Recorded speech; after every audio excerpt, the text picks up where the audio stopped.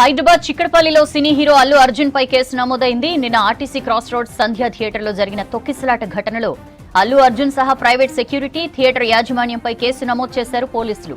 Pushpa 2 premier షోకు Allu Arjun థియేటర్కు వస్తున్నట్లు ముందుగా సమాచారం ఇవ్వలేదన్నారు central zone DCP Akanksha Yadav. యాజమాన్యం కూడా ఎలాంటి ముందస్తు భద్రతా చర్యలు తీసుకోలేదన్నారు. భద్రత లేకపోవడంతో తొక్కిసలాట జరిగి ఒక మహిళ చనిపోయిందన్నారు central zone DCP Akanksha Yadav. On the 5th of December, the Pushpa 2 movie is scheduled to release, but before that, on the 4th evening, some premiere shows were planned in different theatres. So one such show was planned in Sandhya 70 mm at RTC X Road. They pushed those people from outside. So it created some suffocation kind of situation. And in that, one lady, she was unconscious. She was brought out, her child also. And then our people, our constable, one constable named Anjaneyulu, he tried to revive them, gave CPR, and then we shifted to the hospital where the lady was declared dead, and the child, he was shifted to another hospital for better care.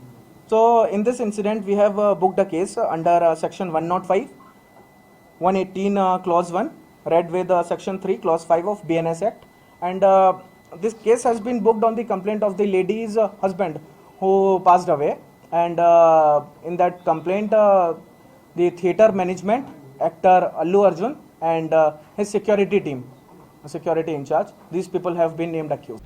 ఏడాది పాలనలో ప్రతి వర్గానికి న్యాయం చేస్తూ ముందుకెళ్లామన్నారు CM Revanth Reddy. Indiramma రాజ్యంలో అర్హులందరికీ ఇండ్లు ఇస్తామన్నారు.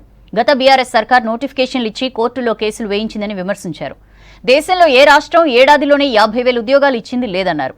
రైతులు పండించిన ప్రతి గింజను ప్రభుత్వం కొనుగోలు చేస్తుందన్నారు సీఎం రేవంత్.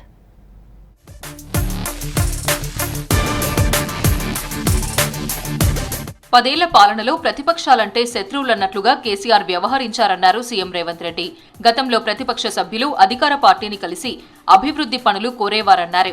బీఆర్ఎస్ హయాంలో ఆ పరిస్థితి లేకుండా పోయిందన్నారు.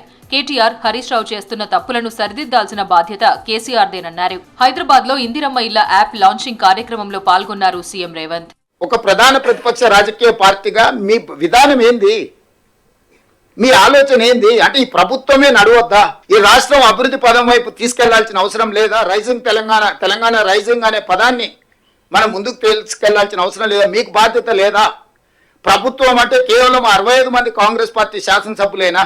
మీ పిల్లలు ఇద్దరిని మా మీదకు ఉసిగొల్పి ఎందుకు ఇట్లా చేస్తున్నారు చంద్రశేఖరరావు గారు? పెద్దరికం నీకు మంచిదా? నిజమైన లబ్ధిదారుల కోసమే ఇందిరమ్మ ఇళ్ల యాప్ ను తెచ్చామన్నారు సీఎం రేవంత్ రెడ్డి. అర్హులైన ప్రతి ఒక్కరికి ప్రభుత్వం ఇల్లు ఇస్తుందన్నారు. ప్రతి ఒక్కరికి కూడు, గూడు, గుడ్డ అవసరమని ఇందిరమ్మ ఆనాడే గుర్తించారని తెలిపారు సీఎం. పేదలకు న్యాయం చేయడానికి అవసరమైన అన్ని నిర్ణయాలు పారదర్శకంగా తీసుకోవాలన్నది మా ప్రభుత్వం యొక్క ఆలోచన. ఆ ఆలోచనలో భాగంగా మొదటి సంవత్సరం ప్రతి నియోజకవర్గానికి 3,500 ఇండ్ల కేటాయింపులో భాగంగా 4,50,000 ఇండ్లకు 5 లక్షల రూపాయలతోని పరిపాలన అనుమతి ఇవ్వడం జరిగింది. ఈ రోజు ఈ యాప్ ను ప్రవేశపెట్టడం ద్వారా లబ్ధిదారుల ఎంపిక ప్రక్రియ పారదర్శకంగా సరళీకృతంగా జరగడానికి అవకాశం కలిగింది. రైతులు పండించిన ప్రతి గింజను ప్రభుత్వం కొనుగోలు చేస్తుందన్నారు సీఎం రేవంత్ రెడ్డి. రైతులు ఈసారి 53 లక్షల మెట్రిక్ టన్నుల వడ్లు పండించారని చెప్పారు. రైతులంతా సన్నవడ్లే పండించాలని సూచించారు.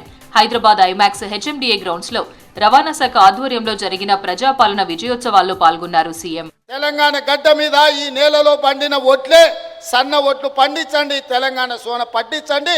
ప్రతి పేదవాడికి సన్న బియ్యం ఇవ్వడం ద్వారా రీసైక్లింగ్ బియ్యం మాఫియాను కూకటి వేళ్లతో పెకిలించి ఈరోజు పేదవాళ్లకు సన్న బియ్యం ఇద్దాం. అందుకే తెలంగాణ రైతాంగానికి నా విజ్ఞప్తి, సన్న ఓట్లే పండించండి. మీరు పండించిన ప్రతి గింజకు 500 రూపాయల బోనస్ ఇచ్చి కొనుగోలు చేసే బాధ్యత రాష్ట్ర ప్రభుత్వం తీసుకుంటుంది. మహాలక్ష్మి పథకంతో ఆర్టీసీకి పునర్వైభవం తీసుకొస్తున్నామన్నారు CM Revanth Reddy.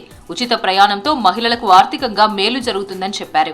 Free bus తో ప్రతి మహిళ నెలకు 5 నుంచి 7,000 రూపాయలు సేవ్ చేస్తున్నారన్నారు సీఎం రేవంత్. ఈ వేదిక మీద నుంచి చెప్పదలుచుకున్న, ఉద్యోగం చేసే ఆడబిడ్డలకు, చదువుకోవడానికి వెళ్ళే ఆడబిడ్డలకు 5,000 నుంచి 7,000 రూపాయలు రోజుకు యావరేజ్గా 35 నుంచి 40 రూపాయలు ఆడబిడ్డలకు సేవింగ్ వస్తుంది. ప్రతి నెల ఒక్క ఆడబిడ్డ ఆర్టీసీ బస్సు కిరాయిల పైసలు 5 నుంచి 7,000 రూపాయలు మిగులుతున్నాయంటే ఈరోజు ఆడబిడ్డలు సంవత్సరం తిరిగే లోపల ₹1,00,000 ఆదా చేసుకుంటారు. గత బీఆర్ఎస్ సర్కార్ నోటిఫికేషన్లు ఇచ్చి గాలి కొదిలేసిందన్నారు సీఎం. నోటిఫికేషన్లు ఇచ్చి కోర్టుల్లో కేసులు వేయించిందని విమర్శించారు. తామొచ్చాక అన్ని కేసులు పరిష్కరించి ఉద్యోగాలు భర్తీ చేస్తున్నామన్నారు.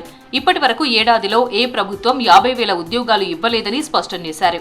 ఉద్యోగాల భర్తీపై మోదీ, కేసీఆర్ చర్చకు సిద్ధమా అని సవాల్ విసిరారు సీఎం రేవంత్. మొదటి సంవత్సరంలో 55,143 ప్రభుత్వ ఉద్యోగ నియామకాలు చేపట్టి ఇంక్లూడింగ్ మీ డిపార్ట్మెంట్లో కారుణ్య నియామకాలే కాకుండా 113 మంది ట్రాన్స్పోర్ట్లో ఆఫీసర్స్ నియామకంలో 97 మంది నియామక పత్రాలు మీ ట్రాన్స్పోర్ట్ కార్యాలయంకి వచ్చి నేను ఇచ్చిన వాటితో సహా.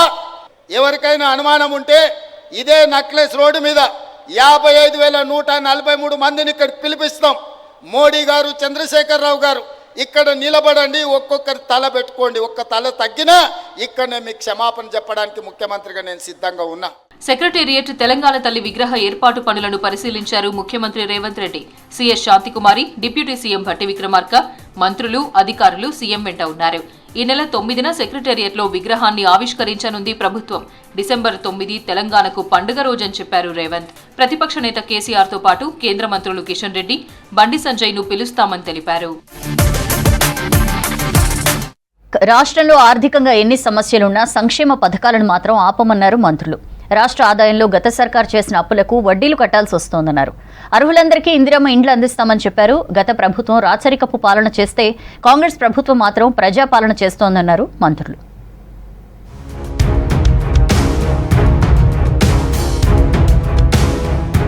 ఆర్థికంగా భారం ఉన్నా సంక్షేమ పథకాలు అమలు చేస్తున్నామన్నారు డిప్యూటీ సీఎం భట్టి విక్రమార్క. బీఆర్ఎస్ సర్కార్ చేసిన అప్పులకు తాము వడ్డీలు కడుతున్నామని చెప్పారు. హైదరాబాద్లో ఇందిరమ్మ ఇళ్ల మొబైల్ యాప్ లాంచింగ్ ప్రోగ్రాంలో పాల్గొన్నారు డిప్యూటీ సీఎం. పేదల సొంతింటి కలను ప్రజాప్రభుత్వం నెరవేరుస్తుందని తెలిపారు. వాళ్ళ ప్రజల అవసరాలు, వాళ్ళ ఆత్మగౌరవం తీర్చడం కోసమే నిధులు ఎంత భారం అయినప్పటికీ కూడా ఈరోజు ఒక్కొక్క శాసనసభ నియోజకవర్గంలో 3,500 ఇళ్లతో పాటు రాష్ట్ర వ్యాప్తంగా ఈరోజు చేస్తున్నటువంటి ఇళ్ల సంఖ్యకు సంబంధించినటువంటి ఆర్థిక భారం ఈ రాష్ట్ర ప్రభుత్వం పైన దాదాపు 22,500 కోట్ల రూపాయలు దీనిపైన భారం పడుతున్నప్పటికీ ఈనాటి ప్రభుత్వం దీన్ని శాంక్షన్ చేసి ముందుకు పోతా ఉంది. అర్హులందరికీ ఇందిరమ్మ ఇండ్లు ఇస్తామన్నారు మంత్రి పొంగులేటి శ్రీనివాసరెడ్డి. హైదరాబాద్ కలెక్టరేట్లో లబ్ధిదారులకు డబుల్ బెడ్రూమ్ ఇండ్ల పట్టాలు పంపిణీ చేశారు. మొదటి విడతలో రాష్ట్ర వ్యాప్తంగా 4.5 లక్షల ఇందిరమ్మ ఇండ్లు ఇవ్వబోతున్నామన్నారు మంత్రి పొంగులేటి. రేపు రాష్ట్ర వ్యాప్తంగా ప్రతి నియోజకవర్గానికి తక్కువలో తక్కువ 3,500 చొప్పున మొదటి విడతగా రాష్ట్ర వ్యాప్తంగా 4.5 లక్షల ఇళ్లు ఇస్తూ ప్రతి ఇంటికి 5 లక్షల రూపాయల చొప్పున 4 విడతలుగా ఇవ్వాలి అన్నది మన ఇందిరమ్మ ప్రభుత్వం నిర్ణయించుకుంది. ఫార్మా రంగంలో భారీ పెట్టుబడులకు ప్రభుత్వం ప్రయత్నిస్తోందన్నారు మంత్రి శ్రీధర్ బాబు. ఏడాదిలో 16 పెద్ద ప్రాజెక్టులకు అనుమతులు ఇచ్చామన్నారు. కొత్త పెట్టుబడులతో 35,724 మందికి ఉపాధి లభించిందన్నారు. పెద్ద పరిశ్రమల తరపున 8,000 మందికి ఉపాధికి ఏర్పాట్లు చేస్తున్నామన్నారు మంత్రి. పెద్ద పరిశ్రమలకు సంబంధించి 16 మెగా ప్రాజెక్ట్స్ 14,433 కోట్ల రూపాయలతో 8,894 మందికి ఉపాధి కల్పించాలని cabinet sub committee deputy chief minister గారు ఈ క్యాబినెట్ కమిటీకి చైర్మన్ గా ఈ 16 మెగా ప్రాజెక్ట్స్ ను కూడా అనుమతి ఇవ్వటం జరిగింది. నల్గొండ జిల్లా బ్రాహ్మణ వెల్లంల ఉదయ సముద్రం ఎత్తిపోతల ప్రాజెక్టుతో తన చిరకాల స్వప్నం నెరవేరిందన్నారు మంత్రి కోమటిరెడ్డి వెంకటరెడ్డి. 7న సీఎం రేవంత్ ప్రాజెక్టును ప్రారంభిస్తారని చెప్పారు. మూసీ ప్రక్షాళనకు సర్కారు ముందుకెళ్తుంటే బీజేపీ నేతలు దొంగ నిద్రలతో అడ్డుకునే ప్రయత్నం చేస్తున్నారని ఫైర్ అయ్యారు. పూర్తి చేసుకొని కూర్చుంటాను ఆయన పక్క పెట్టిండు. అది కూడా పూర్తి చేయడానికి ముఖ్యమంత్రి గారు నిధులు రిలీజ్ చేసి అమెరికా నుంచి నన్ను పంపించి అక్కడికి వెళ్ళి కొన్ని స్పేర్ పార్ట్స్ తెప్పించి టనల్ బోరింగ్ మిషన్ పనులు కూడా జనవరిలో స్టార్ట్ చేస్తున్నాం. అది పూర్తి 2 సంవత్సరాలు పూర్తి అయితే ఇక ఈ ప్రాంతంలో సాగర్ కాలువ కింద ఎట్లా ఏ విధంగా 2 పంతలకు పారుగంత ద్వారా నీళ్లు ఇస్తున్నాం ప్రతి ఎకరానికి, ఆ విధంగా ఇచ్చే అవకాశం వచ్చింది. నిజంగా చాలా సంతోషకరమైన వాళ్ళు. నా జీవితం ధన్యమైనట్టు. గత ప్రభుత్వం రాజరికపు పాలన చేస్తే కాంగ్రెస్ ప్రభుత్వం మాత్రం ప్రజాపాలన చేస్తుందన్నారు మంత్రి జూపల్లి కృష్ణారావు.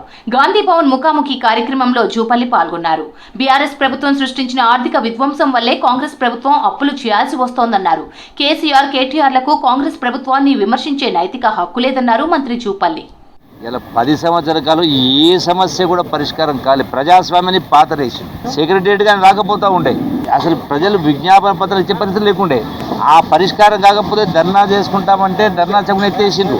కానీ ఈ రోజున కాంగ్రెస్ ప్రభుత్వ హయాంలో ఇందిరమ్మ పాలనలో ప్రగతి భవన్ గేట్లు బార్లా తెరుచుకుని ఎవరైనా ఎప్పుడైనా విజ్ఞాపన పత్రాలు ఇవ్వచ్చు, దరఖాస్తులు ఇవ్వచ్చు, సమస్యల పరిష్కారం పట్ల దరఖాస్తు స్వీకరిస్తా ఉన్నారు.